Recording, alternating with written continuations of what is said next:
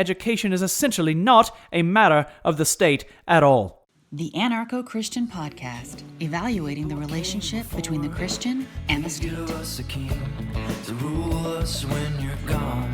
His life's work had been to help the people understand it's not the role of a man to rule over other men.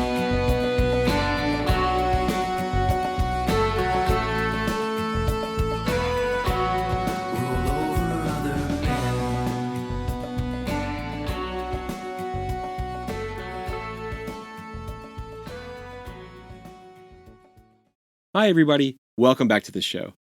I'm very excited to bring you a special presentation of J Gresham Machen's testimony against the creation of the Department of Education.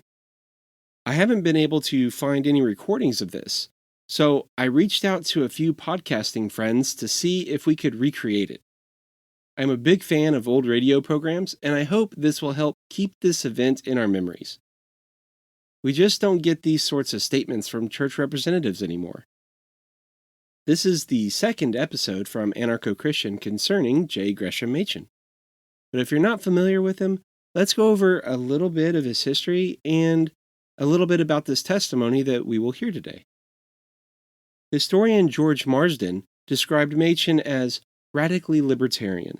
He opposed almost any extension of state power and took stands on a variety of issues.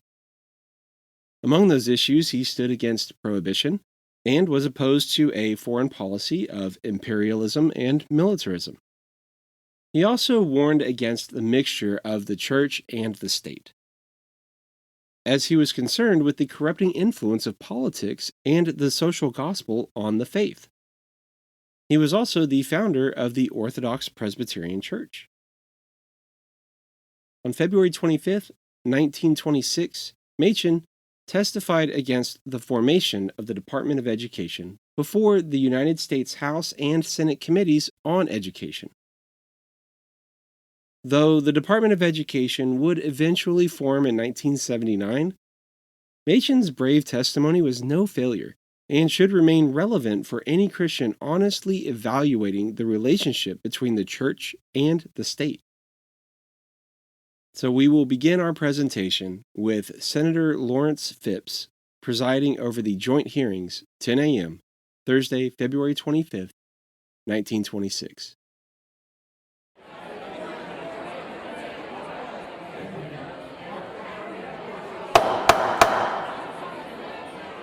The committee will be in order. We will hear first from Dr. J. Gresham Machen of Princeton Theological Seminary.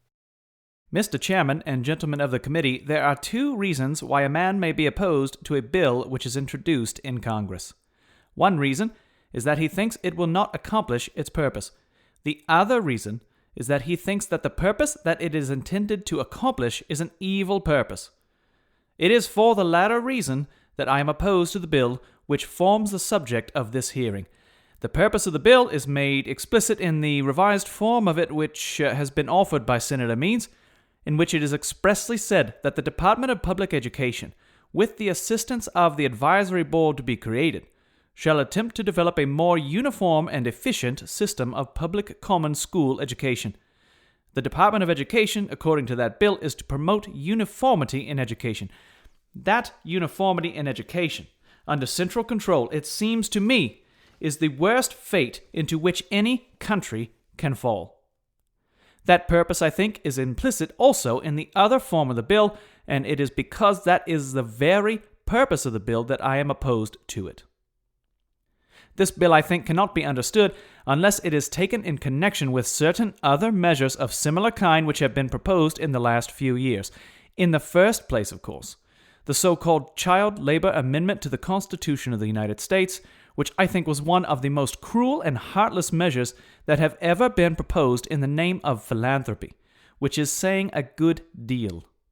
Another similar measure, of course, is the bill which has now been introduced, I believe, and which has appeared a number of times during the last few years, establishing in a very radical way a system of federal aid to the states, with conditions on which this aid is to be received. It is perfectly clear, of course, that if any such principle of federal aid in education is established, the individual liberty of the states is gone, because I think we can lay it down as a general rule, with which everyone who has examined the course of education recently will agree, that money given for education, no matter what people say, always has a string tied to it. That appears in gifts of money by private foundations, and it appears far more, of course, when the gift comes from the federal government, which has already been encroaching to such an extent upon the powers of the states. But this bill, establishing a federal Department of Education which has in it the principle of federal aid, is a step, and a very decisive step, in exactly the same direction, and it is for that reason that we think it is to be opposed. It is to be opposed, we think, because it represents a tendency which is no new thing, but has been in the world for at least 2,300 years, which seems to be opposed to the whole principle of liberty for which our country stands. It is the notion that education is an affair essentially of the state, that the children of the state must be educated for the benefit of the state, that idiosyncrasies should be avoided, and the state should devise that method of education which will best promote the welfare of the state. That principle was put in classic form in ancient Greece in the Republic of Plato. It was put into operation with very disastrous results in some of the Greek states. It has been in the world ever since as the chief enemy of human liberty. It appears in the world today. There are many apostles of it, such as Mr. H.G. Wells, for example. I suppose the root of his popular outline of history is that with our modern methods of communication, we can accomplish what the Roman Empire could not accomplish, because we can place education under the control of the state, and, avoiding such nonsense as literary education and the study of the classics, etc., can produce a strong, unified state by having the state take up the business of education. The same principle, of course, appears in practice in other countries in modern times at its highest development, in Germany, in disastrous form in Soviet Russia. It is the same idea. To that idea, our notion has been diametrically opposed, and if you read the history of our race, I think you will discover that our notion has been that parents have a right to educate children as they please, that idiosyncrasies should not be avoided, that the state should prevent one group from tyrannizing over another, and that education is essentially not a matter of the state at all. The principle of this bill, and the principle of all the advocates of it, is that standardization in education is a good thing. I do not think a person can read the literature of advocates of measures of this sort without seeing that this is taken almost without argument as a matter of course, that standardization in education is a good thing. Now, I am perfectly ready to admit that standardization in some spheres is a good thing. It is a good thing in the making of Ford cars. But just because it is a good thing in the making of Ford cars, it is a bad thing in the making of human beings, for the reason that a Ford car is a machine and a human being is a person. But a great many educators today deny the distinction between the two, and that is the gist of the whole matter. The persons to whom I refer are those who hold the theory that the human race has now got behind the scenes, that it has got at the secrets of human behavior, that it has pulled off the trappings with which human actors formerly moved upon the scene of life, and has discovered that art and poetry and beauty and morality are delusions, and that mechanism really rules all. I think it is very interesting to observe how widespread that theory is in the education of the present day. Sometimes the theory is held consciously, but the theory is much more operative because it is being put into operation by people who have not the slightest notion of what the ultimate source of its introduction into the sphere of education is. In this sphere, we find an absolute refutation of the notion that philosophy has no effect upon life. On the contrary, a false philosophy, a false view of what life is made operative in the world today in the sphere of education through great hosts of teachers who have not the slightest notion of what the ultimate meaning is of the methods that they are putting into effect all the time. For my part, I cannot bring myself to think with these persons that the lower things in human life are the only things that remain, and that all the higher things are delusions, and so I do not adhere to this theory. And for that reason, I do not believe that we ought to adopt this principle of standardization in education, which is writ so large in this bill, because standardization, it seems to me, destroys the personal character of human life. The aim in the making of Ford cars is to make every one just as much like every other one as possible. But the aim in education is to make human beings just as much unlike one another as possible. I admit that the aim in the case of Ford cars is not always attained very well. The removal of idiosyncrasies in Ford cars is not always perfectly carried out. I can say from my experience with Ford cars before the days of self-starters that sometimes a Ford car will start and sometimes it will not start. And if it will not start, there is no use giving it any spiritual advice at all. Sometimes, despite everything that Mr. Ford can do, there is too much individuality in a Ford car.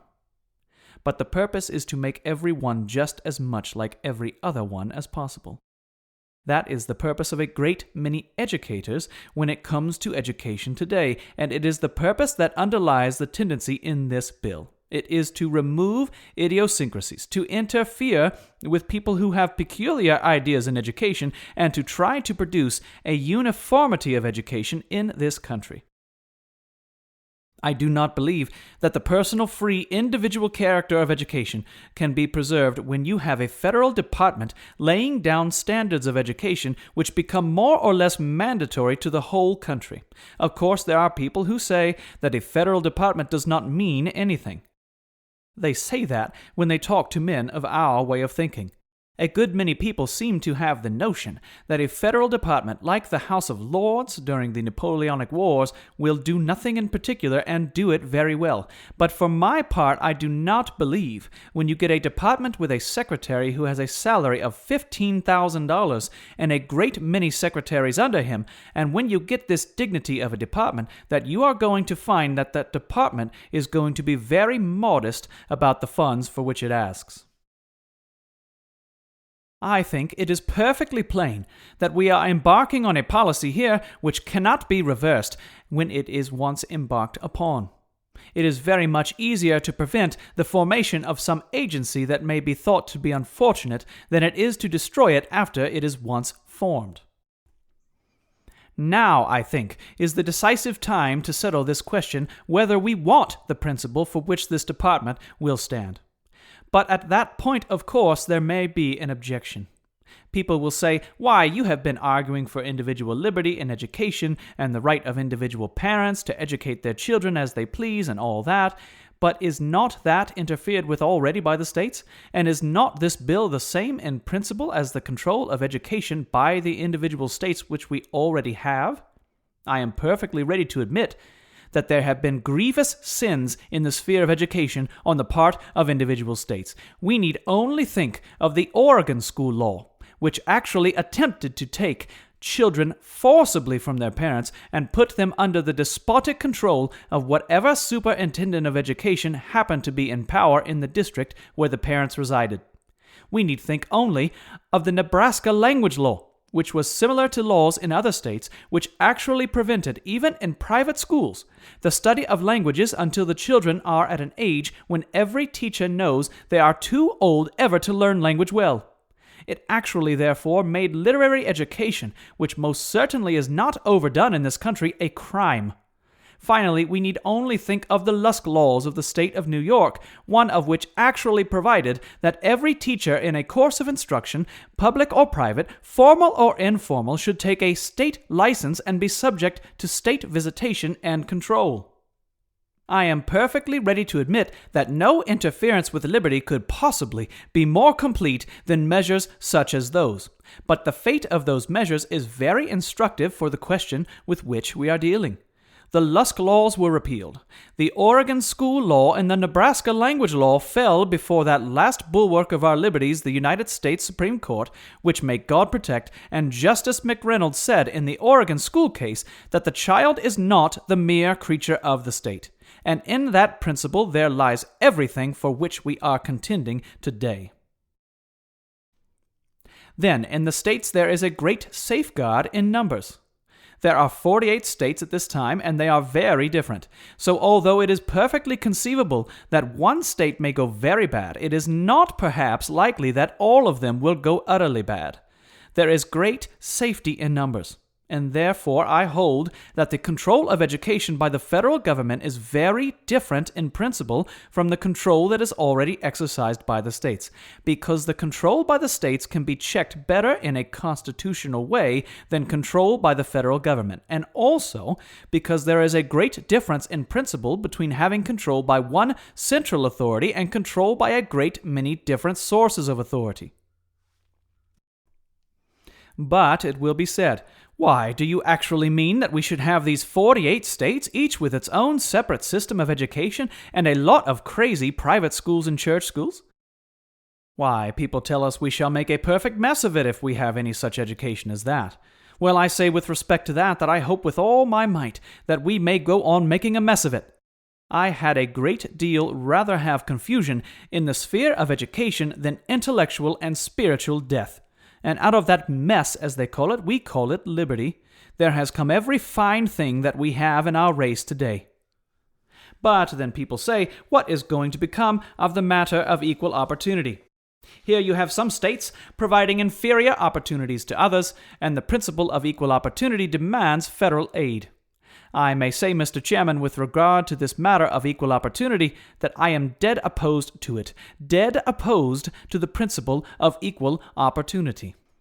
What shall be done with a state that provides opportunity for its children inferior to that provided by other states? Should the people of that state be told that it makes absolutely no difference, that Washington will do it if the state does not do it? I think not. I think we are encouraging an entirely false attitude of mind on the part of individual parents and on the part of individual states if we say that it makes no difference how responsibilities are met.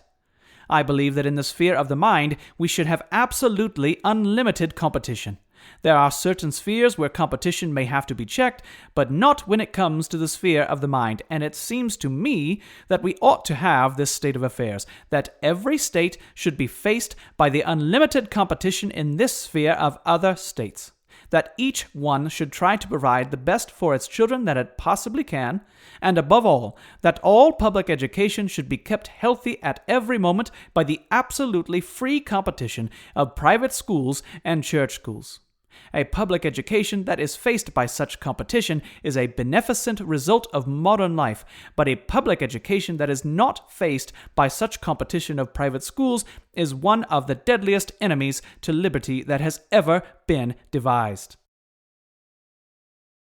Unlimited competition, I think, should be the rule.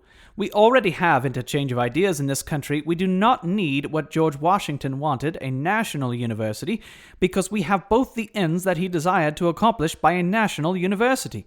You need only to look at the list of students in any of our great institutions in order to see that they come from all over this country.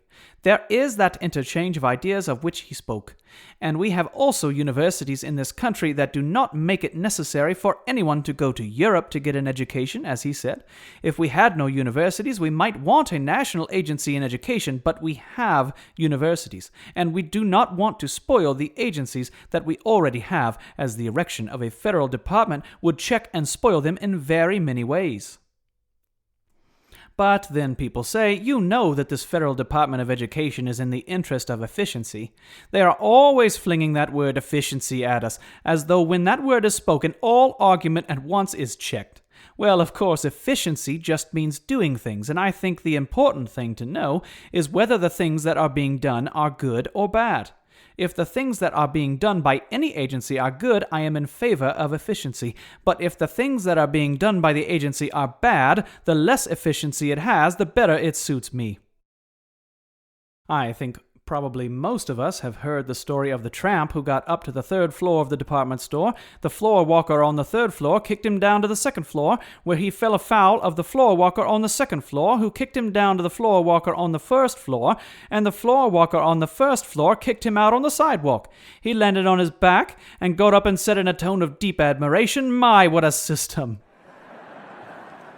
Now I am unable to develop the complete detachment or objectivity which was developed by that tramp. I am unable to admire efficiency when it is directed to an end which works harm to me, and the end of the efficiency of a federal Department of Education would be the worst kind of slavery that could possibly be devised, a slavery in the sphere of the mind.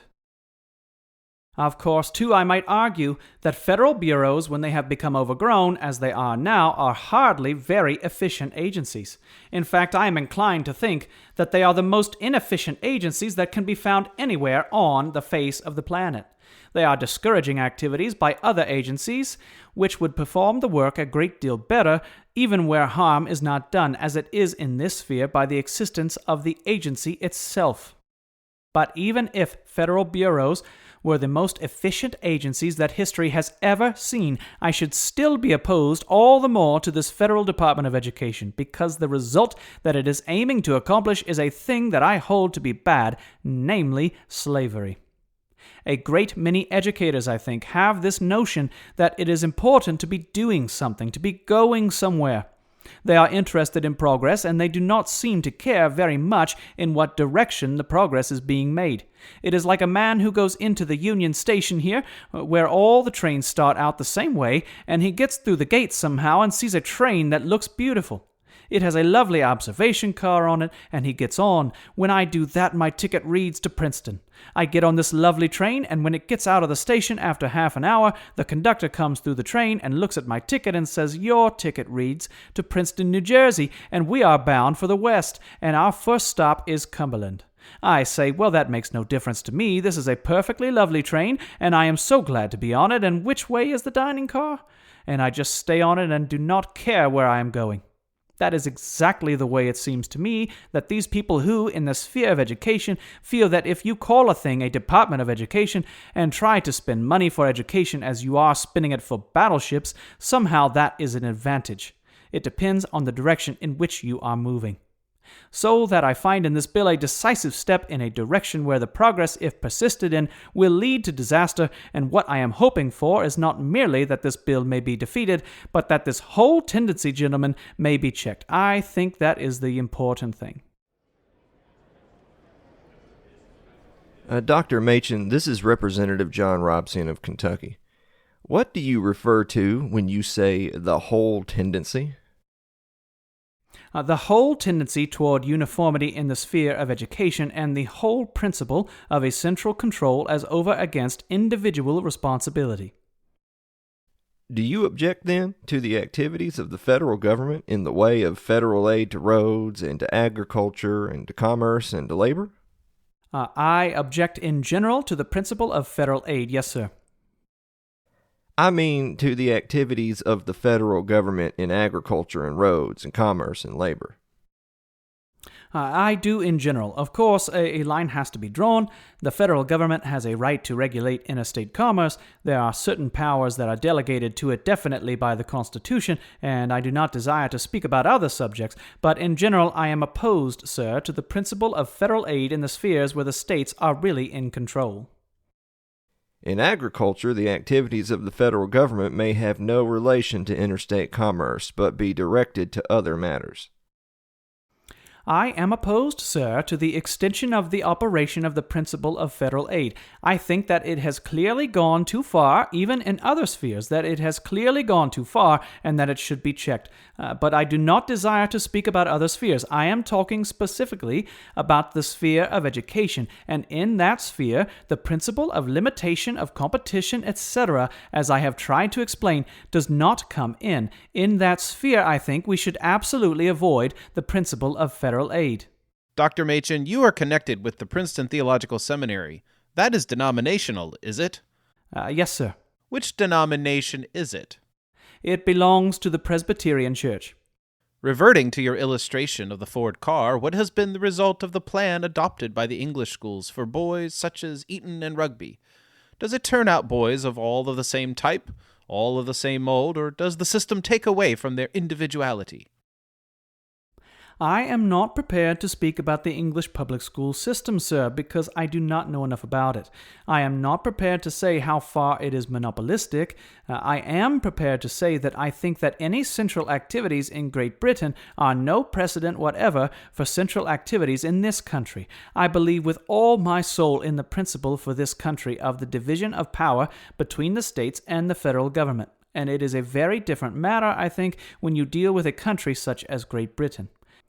I do feel, sir, that it is plain that in Great Britain there is very great danger, because of present economic pressure, of the destruction of all of those principles of individual liberty which have made Great Britain great. They have the terrible evils of the present time, and it seems to me that in this country, where we have not the economic pressure, it is for us, for the moment, where necessity is not upon us, to go straight on the road of individual freedom, not to be in a panic or turned aside from it. Are there any further questions to be put to the witness? I should like to ask some questions, Mr. Chairman. Certainly, Representative Lowry of Mississippi. Doctor, are you a member of the National Education Association that is meeting here? No, sir. Were you at the meeting when the resolution was passed in favor of this bill? No, sir, I was not. I have only read about it in the newspapers. The question I intended to ask is about a matter that has puzzled me somewhat. It seems that the resolution was passed unanimously, and now I'm finding a great many who are saying, I'm opposed to it, but I did not vote against it. I think not less than 8 or 10 educators have expressed definitely to me their opposition to it and yet say, I did not vote that way. I do not see why the fight was not made there if there was strength of opposition. I do not see why some of these men who have said that so definitely to me did not make the fight. It is a very strange thing to me that is not done. A great many men feel that there is no use in voting against a thing unless you can defeat it. I do not feel that way. I think it is a very important thing to vote exactly in accordance with your conscience, quite irrespective of the immediate success of your vote in your dealing with that measure. Doctor, this is Representative Holliday from Illinois. Do you feel that at any time in the past, the present Bureau of Education has directly or indirectly interfered with the operation of the school with which you are connected? No, sir, I do not think that there is anything to be said definitely with respect to the theological school with which I am connected. Do you know whether or not the Bureau of Education has ever interfered, directly or indirectly, with the operation of any private or church school? I have not the evidence before me. I myself am inclined to think that the classification of colleges which has been proposed by it is unfortunate, and I believe that the vast enlargement of such activities by a Department of Education would be dangerous, but I am not in the present hearing at all personally interested with respect to my activities in the institution with which I am connected. With respect to the future, I do feel, sir, that I am contending for a principle which is absolutely necessary to the principle of religious liberty. There are in the sphere of education tendencies which are directly opposed to religious liberty, such as the effort to produce a system of morality codes, etc., in the public schools, and the whole notion that the function of the public school is to be enlarged, it seems to me, is inimical to the principle of parental authority and is very dangerous. The proper tendency, it seems to me, would be to diminish rather than to increase the function of the public school and to place the responsibility for the moral and religious training of children exactly where it belongs upon the individual parents. There is a tendency there which I think is dangerous, and the tendency of those who advocate this bill with their desire that there shall be a dignity given to public education under central control which it does not possess, that its functions shall be enlarged, if continued, I think will be inimical in the most thoroughgoing way to religious liberty. This is Representative Reed of New York. Doctor, may I ask you a question? Carrying out your principle, if it were left to you, would you abolish the present Bureau of Education entirely? I could not say that definitely until I examine in detail, sir, all of the functions of the present Bureau of Education. It is perfectly obvious that the federal government has some functions in the sphere of education, for instance in the District of Columbia, and I should have to inform myself more particularly before I could answer that question. But I do advocate the abolition of certain functions in the present Bureau of Education, its activities as a general agency and the guidance of the states in their own individual affairs. I think that there are activities which would far better be avoided, but I cannot make so sweeping an assertion so that I should advocate the abolition of the Bureau of Education without examining all of its functions. I know that you're sincere in opposing it on principle, not only in education, but in other activities. For instance, we will take the Department of Agriculture. Carrying out your principle, if you had the right to do it, would you be in favor of eliminating federal aid in the agricultural department? I think it is to be said that when you eliminate an agency which has long been in operation, you are doing something more serious than the avoidance of an entrance upon those activities, and I should have to examine the dangers which might result from the sudden elimination of such activities in the sphere of agriculture. I do feel, however, that there is a difference between the sphere of education and those other spheres. As I say, I think that when it comes to the training of human beings, you have to be a great deal more careful than you do in other spheres about preservation of the right of individual liberty and the principle of individual responsibility. And I think we ought to be plain about this, that unless we preserve the principles of liberty in this department, there is no use in trying to preserve them anywhere else. If you give the bureaucrats the children, you might as well give them everything else as well.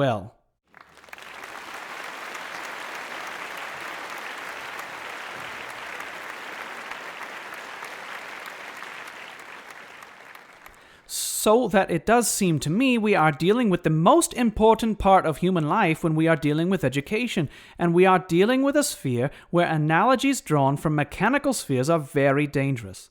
And yet I am opposed in general to the notion that even in other spheres we should develop the principle that if someone else does not do it, Washington will always step in and do it. I think that as opposed to an economical conduct of life, it is working great moral harm to our people in many other spheres, but the exact limits of the activities of the federal government constitute a question with which I am not now attempting to deal. I have tried to observe in the sphere of education the results of the present tendency towards standardization, and I think those results are lamentable. I think we are having today a very marked intellectual as well as moral decline through the gradual extension of this principle of standardization in education.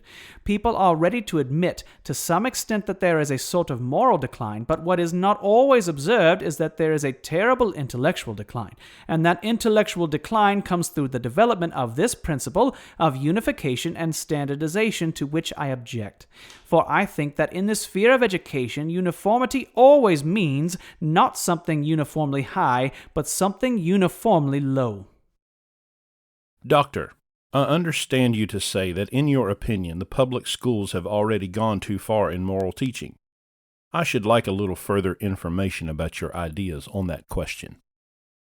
Mr. Holliday, I am not sufficiently familiar with the actual working out of these proposals in detail, but I am opposed in general to the morality codes which have been proposed here in Washington, for example, which represent morality as the result of human experience, and so seem to me to undermine the very basis of morality and to be producing moral decline. My position with regard to moral and religious training and its connection with the state is rather simple. I think it is a very good thing if the public schools release children at convenient hours during the week for religious training, but I am absolutely opposed to any granting of school credit for work done in those hours, to the slightest scrutiny of attendance or of the standards of instruction, or anything of the kind, and I hold that the solution of our difficulties is in the restriction in general of the public schools to their function of imparting knowledge, and the gradual production in the minds of our people of the notion that moral and religious training is a responsibility of the parents and not of the state. I do not know, sir, whether that answers your question. I think so. Mr. Chairman, I'd like to ask the witness a few questions. Proceed, Representative Robson. What is the nature of your work at Princeton? I am a professor in Princeton Theological Seminary, which is an institution for the training of ministers. I understand that, but what is your particular work in that institution? I am a teacher in the New Testament department. Have you ever had any experience in teaching in the public schools? No, sir. I have had an experience of the result of such activities, a rather wide experience. Have you ever had any experience in directing the public school work of any community or state? No, sir. Your fear is that this Department of Education would have a tendency to federalize or centralize and enslave the public school system of the nation? Yes, sir. And then I take it as a logical result or sequence that you are opposed to the present Bureau of Education insofar as it acts as a fact-finding organization, or gives leadership and stimulation, or undertakes to do so to the public school work of the nation? I am not entirely prepared to answer that question categorically. I mean outside of the District of Columbia. There are a good many functions in the sphere of education which legitimately belong to the federal government, but I am opposed to the extension of an agency which assists the states and assists private individuals, or a federal agency even in the spheres about which you are speaking. So that we may understand each other, and so that we may understand your testimony, what spheres do you think are properly occupied by the federal government, or could be so far as its relation to the public schools in the states outside of the District of Columbia are concerned? I am inclined to think that it would have been better if it had not entered on that field at all. No, you said you were in favor of some things. I want to know what those things are. I mentioned one, the District of Columbia. Outside of the district, make laws here for the District of Columbia, and make the laws of the federal government. I hate to speak about a subject where I have not all of the facts in hand, and I am not speaking in general about detailed activities of the Federal Bureau of Education. Until I am asked about every one of those activities separately, I should not like to make general statements about them. But your statement was, if I understood you, that you thought there were spheres in which the federal government could and should properly participate in public education outside of the District of Columbia. My inquiry is, what are those spheres? What should it do properly? Well, sir, I do not feel that I can undertake the rather difficult duty of mapping a program for a federal agency. I am speaking only in opposition to something. I am not speaking in favor of other things or mapping out a legitimate program. But I asked that question because of your statement that the federal government had proper spheres in public education outside of the District of Columbia. I am merely inquiring, what are those spheres in your mind? I do not know that I made that assertion, sir, that the federal government has proper spheres for education outside of the District of Columbia. I am not saying that it has not, and I'm not saying that it has, sir. Then you have not made sufficient investigation to know whether these activities of the Bureau of Education have been helpful or harmful to the public schools of the nation? Is that not your position? I think it is quite possible that some of those activities have been helpful, but I am opposed to the increase of the functions of this federal agency because that increase is distinctly in the interest of a general aid carried on by the federal government in the sphere of the individual states, and I am sorry that such a federal agency is already in existence. I am sorry that that part of federal activities has already begun. I think it is perfectly proper for the federal government to maintain here in Washington certain museums and certain agencies for education in the national capital. I think a good many of those activities may be of benefit to the people of the whole country, and I am not attempting to draw the line in any clear way. Now, if I understand you, if you are sorry that there is a Bureau of Education here in Washington, then it follows that your mind tells you that it ought to be abolished. And then further, if you do not know the activities of the Bureau of Education here and its relation to the public schools and public education in the country, how can you say that an enlargement of this Bureau would be harmful or helpful? I am opposed to it, as I tried to explain, sir, in principle. I know you said you are opposed to it. I am opposed to the principle of federal aid, and I am opposed to the activities of the Federal Bureau where they involve the laying down of standards of education. Of certain standards for colleges, for example, I think it is an unfortunate thing. I think it is very much better to have men who are engaged in education examine methods of education, examine standards, rather than to have such agencies of research come before the people with the authority of the federal government, with the fear at all times that we shall have an agitation to compel schools to maintain those standards. We have very frequently the principle that the states are to be allowed to do this and that, but if they do not maintain certain standards which have been laid down by federal agencies of research, they should then be compelled to do it by some sort of an amendment to the Constitution or the like. I want you to point out what section of this bill, in your opinion, would give the federal government control or direction of any public school, or for that matter, any private school in any state or community. This provision at the beginning of it, that there is established at the seat of government an executive department to be known as the Department of Education. That, I think, establishes an extent of federal activity in principle which will be deleterious, which will lead to a great many activities in the future. If you have a federal Department of Education that has a place in the cabinet, you have a department which is going to extend constantly its activities and is going to ask for more and more funds. We have, of course, an illustration of this in the extremely radical bill which is now in Congress, which would extend this principle of federal aid to the states and which lays down the conditions upon which that federal aid is to be received. That has always been in connection with this demand for this establishment of a federal Department of Education, and I think it is in organic connection with it. The very establishment of a federal Department of Education, I think, is dangerous because it will lead to such measures as those which have been proposed for a great many years, which provide for federal aid on a large scale. Do you believe that Congress has the power to pass any law that would give the federal government control of the public schools in any state? I think the powers of the federal government in this respect under the Constitution may be doubtful, but I think that there are indirect ways of establishing this unification which are very effective and which are very disastrous.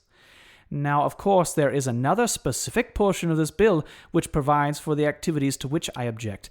The Department of Education shall collect such statistics and facts as shall show the condition and progress of education in the several states and in foreign countries, and so forth. And then there is assistance in devising methods of operation. In the revised form of this bill, Senate Bill 2841, we have, as I say, the purpose of such activity explicitly stated. Where is that? Senator Copeland, it is Section 5 of Senate Bill 2841. The Department of Education shall, with the consent of the advisory board hereafter mentioned, attempt developing a more uniform and efficient system of public common school education. I am opposed to a more uniform system of public school education. That is explicit in this revised form of the bill, and I think it is clearly implicit in the section to which I have referred. There is nothing compulsory there, is there? There is nothing compulsory in form, but I think there is an establishment of uniformity which has already gone to disastrous lengths in this country, and the encouragement of which I think is a very unfortunate thing.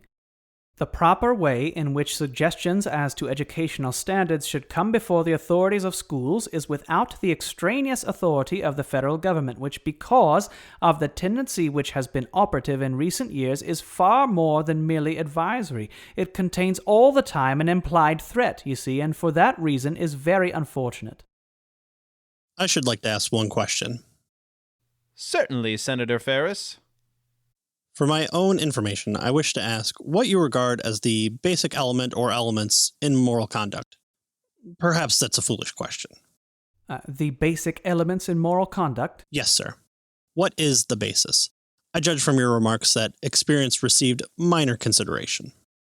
Yes, sir. Well, I am an adherent of a certain religious group. We have our definite notion as to the basis of morality, and it is in my belief altogether a religious one. I intend to proclaim that basis of morality is the will of God as revealed by God, and I am interested in the right of all others to maintain that as the only basis of morality. I belong to what is often called a very strict sect, the Presbyterian Church, but it is a sect which has always been devoted to the principles of liberty. And I am unlike a great many of my fellow citizens. Tolerance to me means not only tolerance for that with which I am agreed, but it means also tolerance for that to which I am most violently opposed. I was thoroughly opposed, for example, to the Lusk laws in the state of New York, which were intended to bring about the closing of the Rand School in the city of New York. I cannot imagine anything more harmful than the Rand School. There is nothing to which I am more opposed, which I think more subversive of morality, and yet I was absolutely opposed to any such law as that. I believe in liberty, and therefore when I believe I have a right to proclaim the basis of morality, which I think is only in the will of God, I also claim the right for other persons to proclaim whatever else they may hold with regard to it. But to proclaim in our public schools that morality is only the result of human experimentation, this is the conduct which Uncle Sam has found in the course of American history to be right.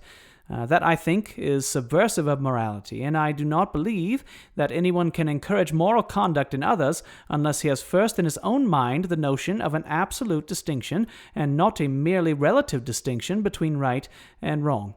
Now, I do not know whether that at all answers your question. I'm just wondering whether there is such thing as moral conduct in the United States Congress or among the citizens of the United States apart from a distinctively religious basis. I'm just wondering whether the public schools have any function in the way of teaching morality, which is not distinctively religious in its basic idea. I think that the solution lies not in a theoretic teaching in the public schools as to the basis of morality, because I do not think you can keep that free from religious questions. But I do hold that a teacher who himself or herself is imbued with the absolute distinction between right and wrong can maintain the moral standing, the moral temper of a public school. Is the ethical culturalist ruled out from the consideration of morality in his view and conduct? I am not ruling out anybody at all, sir, the ethical culturist or anyone else. No, but if religion is the basic element in all morality, then can we have a morality that is not founded on a religious idea?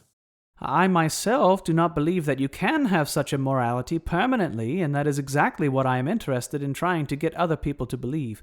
But I am not at all interested in trying to proclaim that view of mine by any measures that involve compulsion. And I am not interested in making the public school an agency for the proclamation of such a view. But I am interested in diminishing rather than increasing the function of the public school in order to leave room for the opportunity of a propagation of the view that I hold in free conflict with all other views which may be held, in order that in that way the truth finally may prevail. Thank you, Doctor.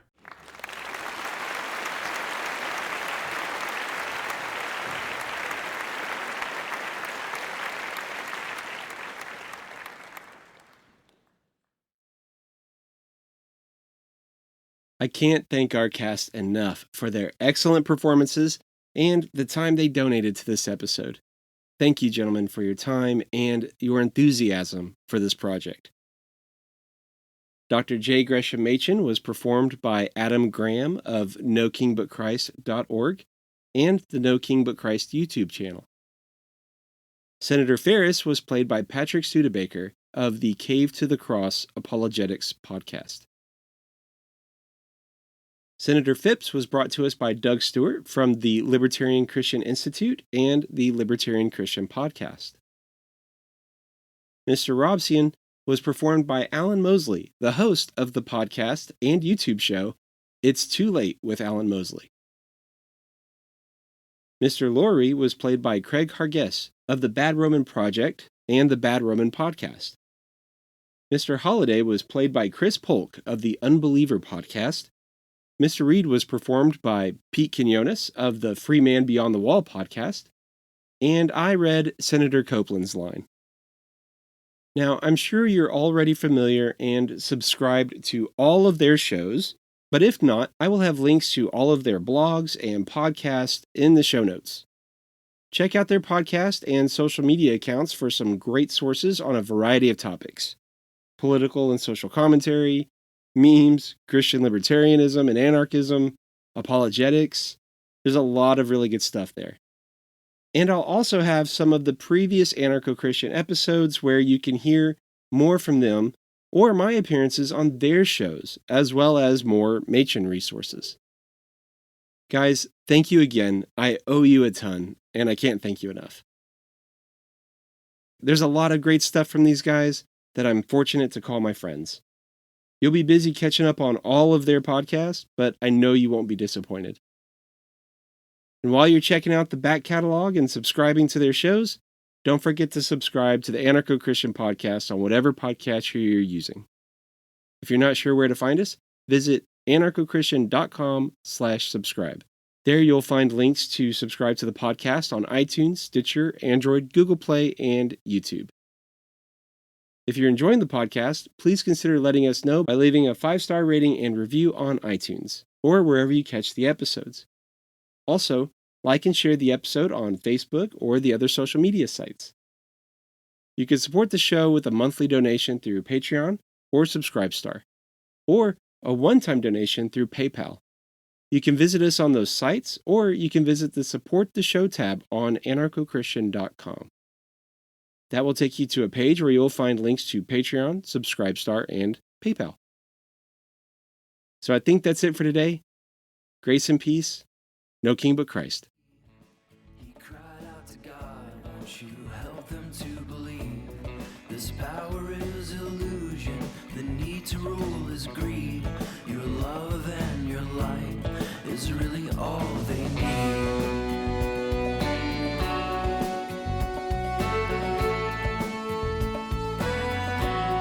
It's really all we need.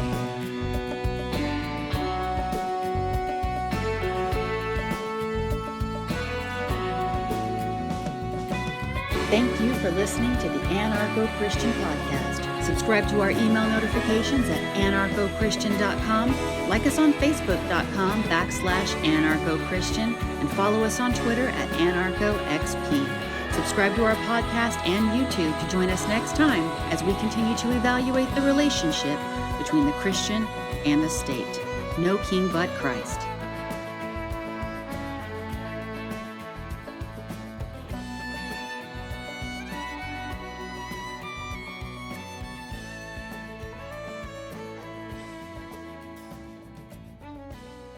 God said there's a season for every single thing.